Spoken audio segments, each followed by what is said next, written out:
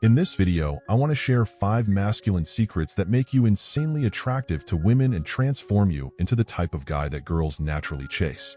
A lot of guys who say, "I'm not comfortable having to play games. Why do I have to be somebody that I'm not?" Or all of this seems like too much work. If you fall into that category of "I don't want to have to play games," this video is really going to resonate with you because I'm going to show you that it's not about playing games or being someone you're not. It's about embracing the masculine qualities that women naturally find attractive and trigger attraction. I think there's a lot of misinformation, especially coming from the media, where they sort of derogate the term being masculine. I've noticed that a lot of guys I discuss with are almost scared nowadays to embrace this masculinity. They think that they're going to get in trouble, or it's not what women want.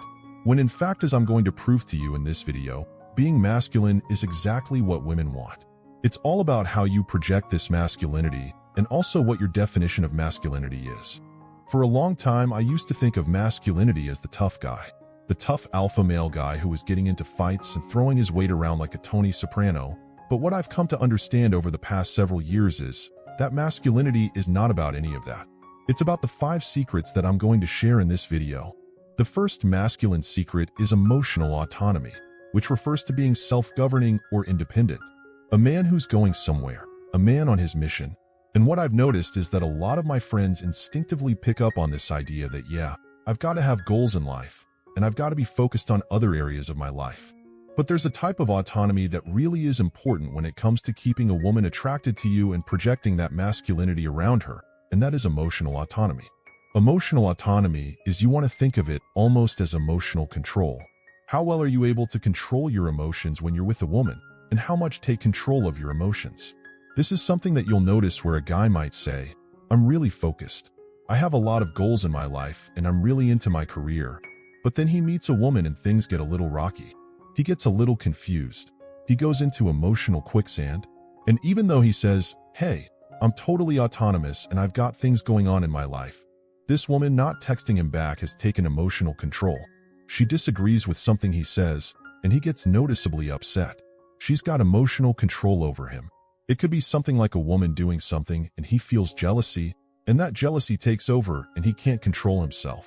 So being masculine is about the ability to have emotional control over yourself, especially when it comes to the women that we really like, because that's where that control tends to diminish. Every guy in the world can maintain complete control over his emotions when he's spending time with a girl he doesn't really like. However, when we develop strong feelings for someone, it's like if we subconsciously relinquish control of our emotions to that person. As a result, if she doesn't respond to our text messages, we often find ourselves feeling anxious and making impulsive decisions when we do communicate with her, often going overboard in our attempts to impress her. Being masculine is simply separating how you feel about a woman. This is not like saying you can't be attracted to a woman or have feelings for a woman. But it's about saying that what happens in this area of my life is simply boxed into this area, and it's not going to affect other areas of my life. You have to understand that the feelings she's evoking inside you are under your control, not hers, and that is really what masculinity is about. And women actually want this. They don't want to have control over you. Now, there are a few other ways that this plays out. It could be that your self-esteem is dictated by what's going on in your relationship. So this means that if a woman turns you down or rejects you or chooses another guy over you, your self-esteem drops, right? She's got control over your self-esteem. This plays out in other ways too. Fear is an emotion, and a masculine man acts in spite of his fear. We all see the guy who walks over and starts a conversation with a random beautiful woman, and we assume he doesn't have fear. The truth is he has that same butterflies, that same self-doubt, but he acts in spite of that fear. And that's really what masculinity is. Being able to control that emotion and act anyway. It's about emotions affecting your boundaries and not letting that happen. So if you have something in your life that's really important to you, a value that you hold, a value could be something like, "When I'm with somebody, I don't want them texting on the phone and being on their phone the whole time." Okay, and that's a value you have. Then you're hanging out with a woman on a date, and she's on her phone all the time. You can't let this feeling, this emotion of, "Well, I really like this woman," affect your value.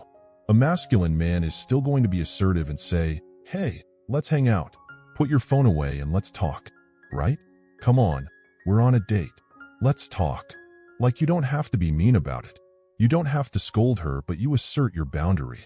In spite of the emotion of, I like this woman, you're still going to assert that boundary. That's what emotional autonomy means. And when a woman meets a man who's emotionally autonomous, he's naturally a challenge to her. So let's talk about the next aspect of the secrets of masculinity, being non-reactive. Now you may have heard this term before, but this means, can a woman get a reaction out of you? And there's a reason that women do this. And if you study the dynamics of masculinity and femininity and really nerd out on topics and get into it, the more you read about it, the more you kind of realize that women are in essence this constant flow of emotions. Their emotions are running wild. They're feeling all different things. So they're throwing comments out there. They're doing things that confuse us. And as a man, what a woman is really looking for is that sturdiness. Masculinity is sturdiness. It's being the rock. And what happens to a lot of guys is when they're faced with this emotional energy from a woman, they react to it immediately. So a common example I give of reacting to a woman is when a woman gives you maybe unsolicited advice or feedback.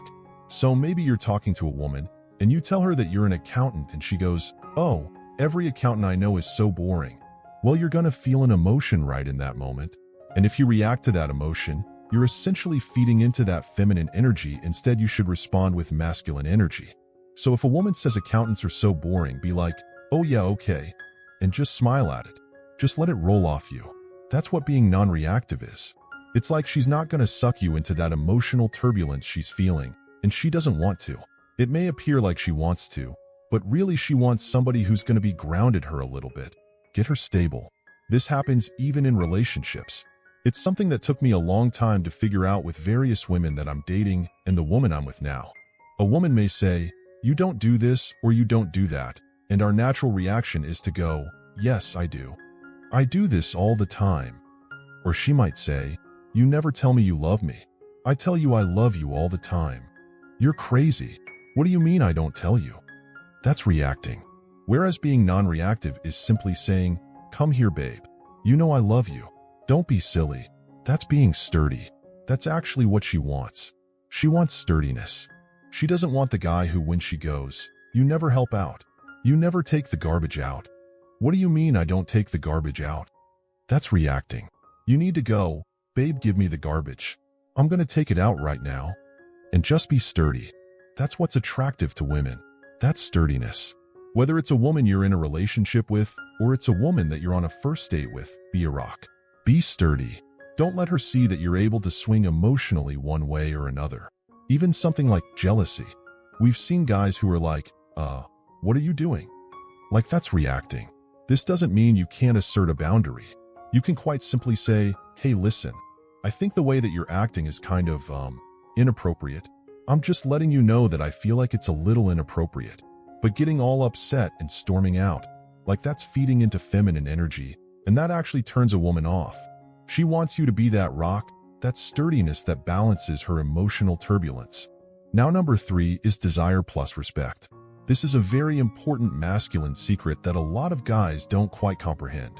Because when I talk with men in general, I notice there's very rarely a balance of these two things. A lot of guys have a desire, but they don't have respect. They don't respect women.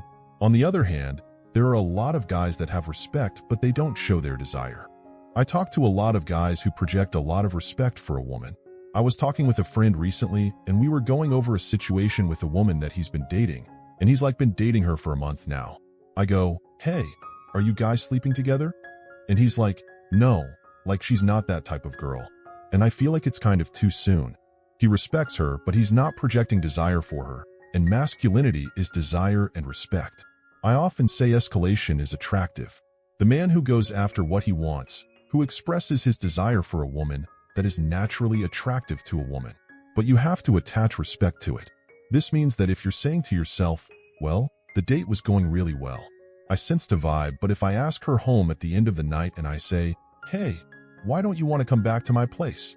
That's expressing desire. That's good. Now a guy says, "Well, that's going to make her think that I just want sex or that I don't respect her." But the fact is, if you're asking her back to your place, all you have to do is show respect. If she says it's too soon, you respect that. Respect her boundaries.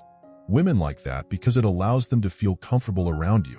You may think that by never expressing desire, a woman is comfortable, but she's uncomfortable because what you're really expressing is that sex is a huge deal for you. And now for her it's like, oh my God, when I finally do go up to this guy's apartment, it's going to be this huge deal. This is why right off the bat, you want to always be expressing desire and respect. You always have to balance desire and respect. That's very masculine. Women want to be desired, but they also want to be respected. And if you combine those two, you're in the sweet spot. Now let's delve into the fourth masculine secret, which is the idolization of women. This concept originates from psychology, and it implies that throughout our childhood and into our adolescence, humans are conditioned to idolize our parents, meaning we put our parents up on a bit of a pedestal. We don't really see them as real people, and because of that, we act differently around them than we do around other people. When you're 9 years old, you don't act the same way towards your parents as you do towards your friends or even other adults in your life because you have them. You don't necessarily see them as real people. You see them as somebody you constantly need to get approval from, as people who need to validate you. What happens to a lot of guys is we replace our parents' idolization that we have towards our parents, and when we hit our high school or college age, we begin to then idolize women, where that same approval-seeking behavior that we see and experience with our parents begins to seep out with women. There are still guys in their 30s, or 40s, or even 50s who when you hang out with them in a group of guys, they're one person. And then you put them around a woman, and they totally become this, totally different person. And it's like, why are you changing who you are around these women? And that's because they have women in this idolization role. It's maybe the pedestal. And being masculine is about essentially taking women off this pedestal, not idolizing them, and seeing them as normal people. This is really important because one of the things that I really saw an improvement in my dating life was when I started working in the restaurant business years ago, first as a waiter and then as a bartender. I was surrounded by waitresses that I worked with all day, and I began talking to them and spending a lot of time just hanging out and talking to them. The biggest insight that this all gave me was that they're just people. They have insecurities. They have problems in their life, and they have fears. There are guys that they aren't calling them back, and they have problems with their boss. They feel ugly, and they feel fat, and they're just people. When you begin to experience that and really understand that they're just people, just like us, and you talk to them like that, that is very masculine because it's like, oh, he just gets it. He's just a man. I'm just a woman. We're not different. I'm not this sublime creature that he has to impress. That's something that women want to see from you. This also plays out, and this kind of goes back to that last concept of desire and respect for a woman. But it also means that women like sex, right? A lot of times, especially when it's like a good girl, we have her as a good girl in our mind. We idolize her as this sacred, angelic woman who would never ever want to have sex. But really she's just a girl who enjoys having orgasms and all that sort of stuff, just like every other woman in the world, just like we do. And a mature masculine man understands that sex is not a big deal to him. So a masculine man, when he meets a woman, he doesn't attach excess meaning to sex. He respects her boundaries. If she says no, or if she's not interested, or whatever, but he doesn't idolize her. And women don't want to be idolized. And you want to project that. You want to be masculine because that is actually what makes men attractive to women. It doesn't matter what you hear, what the media says, or what a small group of people on Twitter complain about. In the real world, women still want masculine men. You can't get sucked into what you're hearing because that's not what it's like in the real world. In the real world, women respond to a masculine man. Now, the fifth masculine secret is being in control. Masculinity is about control. It's not about controlling a woman. I'm not saying you should control a woman, but you should control the situation. If you're with a woman, think of it as, I'm going to control this. I'm going to make everything as comfortable for her as possible. Now, how do you do this? Let's say you're out at a restaurant and you need to get the waiter's attention. You have to take control.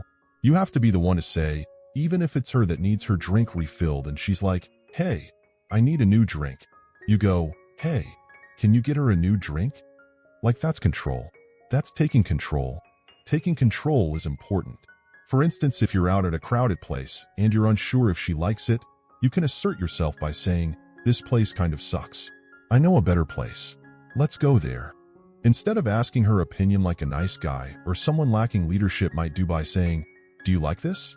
Should we stay here, or do you want to go? Just take control and suggest the alternative confidently. Control entails recognizing that you are responsible for driving the interaction and its progression. For instance, if things are going well during a hangout and both parties are interested, it might be time to advance. You could suggest getting a drink, take her hand, and lead her through the restaurant or bar, signaling your intent to move forward. Being in control means taking initiative, such as deciding to kiss her instead of waiting for her to initiate it. It's about respecting her boundaries while also guiding the interaction. By taking control, you create a comfortable environment for both parties, ensuring a positive experience. Now, one thing I want to say here is that being in control and ensuring her comfort and pleasure does not mean being overly submissive or flattering her excessively. You're not putting her on a pedestal. Instead, it means taking on the masculine responsibility of being a leader and decision maker in situations that you can control. Now let's review real fast the 5 masculine secrets that we just went over. The first is emotional autonomy, which essentially means that regardless of the emotions a woman might provoke in you, you remain steadfast in your values, personal boundaries, and goals. So if a woman's actions or behavior are something you dislike or find disrespectful, but your emotions are urging you to overlook it because you like her, and you fear that standing up for yourself or disagreeing might make her dislike you, then you're no longer experiencing emotional autonomy. Being masculine is about maintaining that emotional autonomy. The second one is being non-reactive. So if you're with a woman and she makes a comment like, "We're not going to," "I'm not going home with you tonight," or "I'm not going to sleep with you," you simply respond with something like, "Of course not," and continue the conversation without allowing yourself to be emotionally affected by her statement. You don't get pulled into her emotional energy. Instead, you maintain your masculine presence. The third concept is the interplay between desire and respect. We discussed how desire without respect can come across as creepy. A man who only shows respect without expressing desire often finds himself relegated to the friend zone, a scenario characteristic of the nice guy archetype. The ideal approach is to combine both desire and respect, as this balanced combination is a masculine trait that women find highly attractive. The next concept is the idolization of women. We discussed how many men transition from idolizing their parents and seeking their approval, viewing them as somewhat superhuman, to transferring this idolization onto the women they are interested in. Consequently, they start to seek women's approval and fail to perceive them as individuals. Instead, they place them on a pedestal. Masculinity, however, entails treating women as equals, as fellow human beings. Then we discussed the concept of control, which simply implies that it's your duty to take charge of an interaction. If you perceive that the date is not progressing well, or if the chosen location is rather dull, you should be able to suggest, "Hey, I know a better place. Let's go there." Additionally, at the end of the night, it's your responsibility to initiate the kiss. You need to be proactive in moving things forward. So all of these are the masculine secrets we've covered.